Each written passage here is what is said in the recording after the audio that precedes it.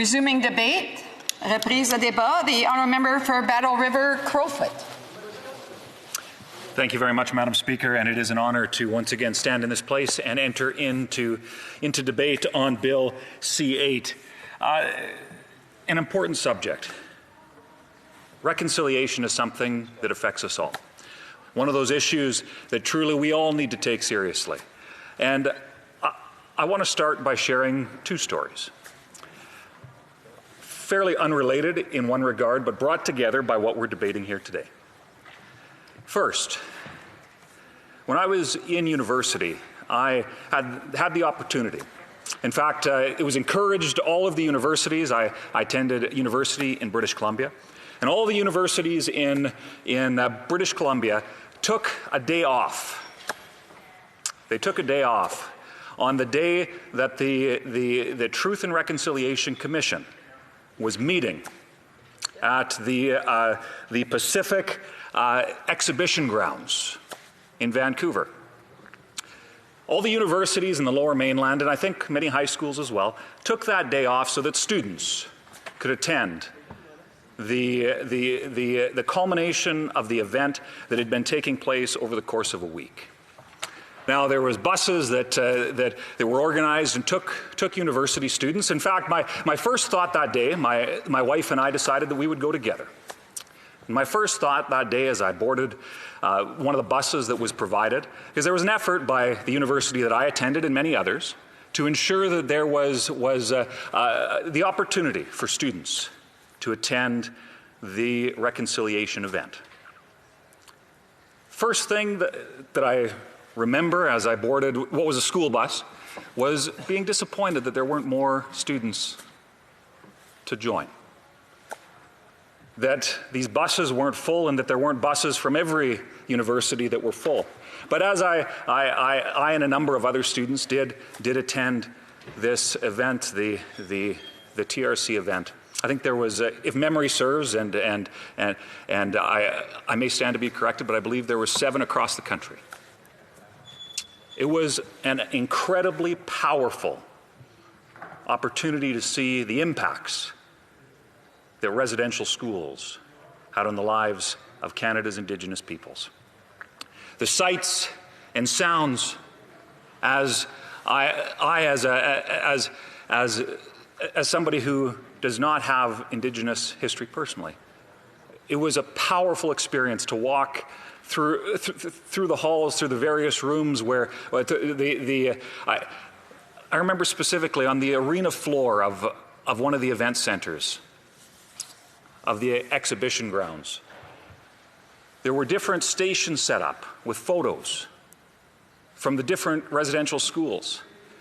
And there you walk into this room and you could hear crying. You could hear laughing as members of these schools hadn't seen each other for decades and decades, reliving their pain, reliving their experiences. It was an incredibly powerful moment of reconciliation. And for somebody who grew up in a small prairie town, incredibly enlightening to see this and to listen to the various speakers. There was a program that happened that evening, and hearing some of the experiences, traumatic experiences that Indigenous peoples faced.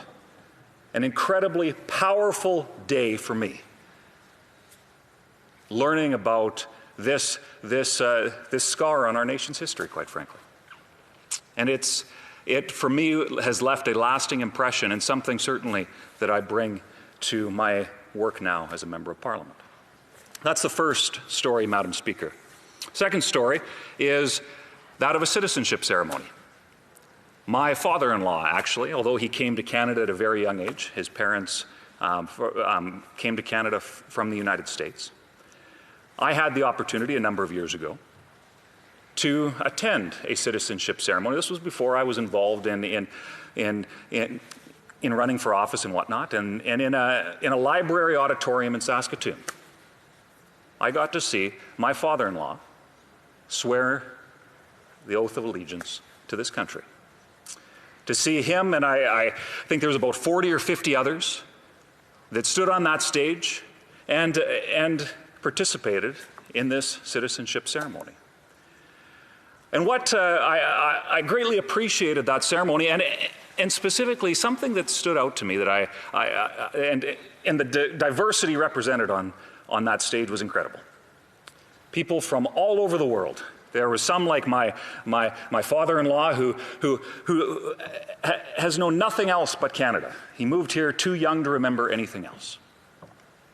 But then there were others who had been here only for a number of years. Refugees, others who had come from a variety of circumstances. And I'll tell you, it was incredibly powerful. And the judge who did the swearing in asked that each person on the stage share a brief moment, or a letter if they had some difficulty with that she would read. A brief moment of what Canada means to them. And it was incredible to listen to story after story, these brief moments of a connection with Canada. And then when the judge went to lead the oath, invited every other person in that auditorium to go along, to speak the oath as well. An incredibly powerful moment, seeing these new Canadians, or these soon-to-be Canadians at that point, take the oath of citizenship. Madam Speaker, I tell those two stories because the bill that we have before us today is important in the way that it brings together that Canadian experience while acknowledging the depth of some of our history. And it's important to acknowledge these things so that we can move forward as a country. Now, I want to talk a little bit about the Truth and Reconciliation Commission. And I'm proud that as a Conservative, it was Prime Minister Stephen Harper who in 2008 stood up and apologized for the residential schools. Apologized for the residential schools that took the livelihood of so many Indigenous children. There are more than 130 residential schools. And I know that these statistics have been read before, but I believe it bears repeating. More than 130 residential schools across this country over the course of, I believe it was about 130 years from Confederation, from shortly after Confederation to when in the 90s the last one closed down.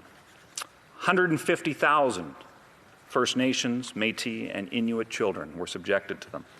7 generations of Canadians impacted.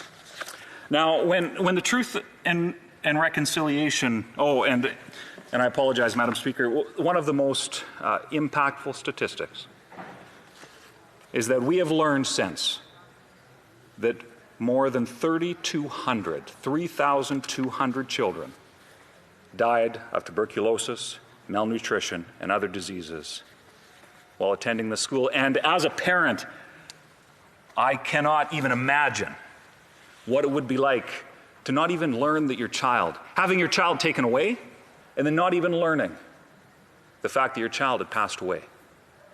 It is unbelievable that took place in our country.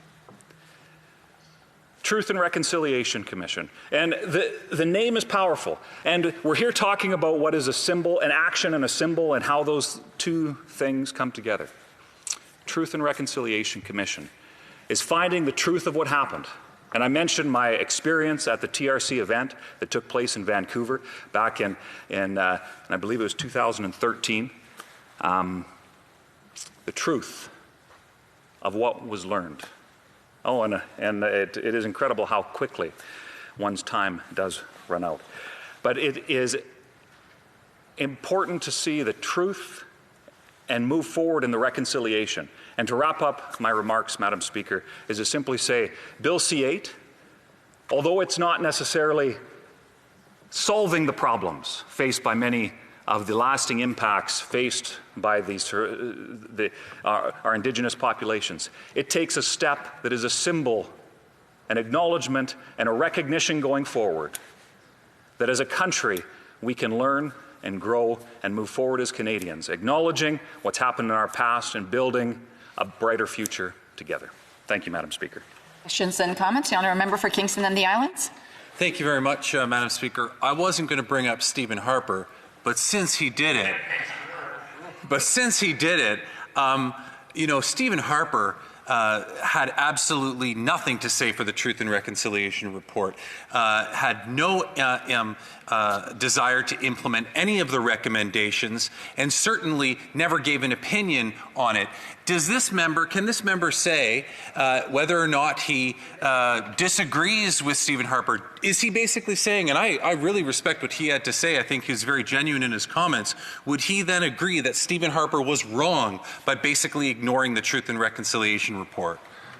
The honourable member for Battle River Crowfoot. Thank you very much, Madam Speaker. And it's unfortunate that politics would be played in a moment like this, what should be a solemn moment. Because although I don't have much good to say about Liberal policy, I plan to vote in favour of this bill because it's a step in the right direction. And the refusal for that member to acknowledge that Conservatives did attempt to make some steps forward and took some steps moving forward. Yet I believe it was some of the changes to the Divorce Act, property rights for First Nations. There were steps that Conservatives took forward, and it's so unfortunate that there seems to be a blindness to partisanship when it comes to actually trying to move our country forward together. Madam Speaker, I believe that on an issue like this, Canadians can come together. And Canadians can move forward and ensure that we build a Canada that acknowledges the mistakes of our past to a better future. The commentaire, l'honorable député. The honourable member for Saint-Hyacinthe-Bagotte. Is that right? No, Jonquière. Thank you very much, Madam Speaker. I'd like to thank my colleague for his speech. I liked the beginning on reconciliation. That's quite essential. Like him, I share the view that it's necessary to recognize the First Nations. But talking about reconciliation, I wonder if my colleague heard what my colleague from Rivière-du-Nord said earlier. Would he agree that the reference to the Constitution should be struck so that the bill is acceptable at least to Francophones and Quebecers who never signed on to the Constitution? The honourable member for Battle River Crowfoot. Madam Speaker, and I appreciate the question asked by the member, and I do find it interesting. In fact, and it's not a prop. It's under some other papers, so I don't have it now. But the actual recommendation number 94 in the TRC report doesn't actually reference the Constitution. The wording is a little bit different, and I would wonder and call this a curious musing, if you will, if this is an attempt for the government to play politics on this issue to try to divide Canadians instead of unite them. And I think it's unfortunate that that's the case, because on something as serious as this, it should be an opportunity to unite Canadians so that we can, like I said before, move forward to build a better Canada together. Comments? The honourable member for Winnipeg Centre. Thank you so much, Madam Speaker, and I'd like to thank my honourable colleague for his comments. Just a correction: it's not our Indigenous people. We are not peoples that are owned. We are sovereign and independent peoples. And I just want to, go back. He spoke a lot about the violation of human rights that took place in residential schools. I'd like to thank him for acknowledging these human rights abuses, and I want to ask him why the Conservative Party continues to vote against the United Nations Declaration on the Rights of Indigenous People, a minimum human rights document that recognized globally the abuses of Indigenous peoples around the globe, Indigenous brothers and sisters that I will unapologetically always stand up for in our strive to realize these fundamental rights. And I'm wondering if my particular honourable colleague will, in recognition of his deep comments about wanting to change the reality of ongoing human rights violations against Indigenous people, if he will vote in favour of if it should happen, the full adoption and implementation of the United Nations Declaration on the Rights of Indigenous Peoples. The honourable member for Battle River Crowfoot. Thank you very much, Madam Speaker, and happy to answer the question. Thank you for that, and I would just say my apologies if there was any offence there. Like I would talk about many people that I come into contact with of being inclusive in that regard. So I apologize if there was any offence. But when it comes to the UNDRIP that she's referenced, there are many things that are said in that document, things that all nations that are part of the United Nations should aspire towards. But, Madam Speaker, the House of Commons and the Senate are the legislative bodies for our nation, and those documents, they are calling on nations around the world to ensure that there are those minimum standards of human rights and whatnot that she referred to. But it is the job of this place to develop a legislative framework to ensure that those obligations, those sacred obligations, are fulfilled. Thanks. Resuming debate.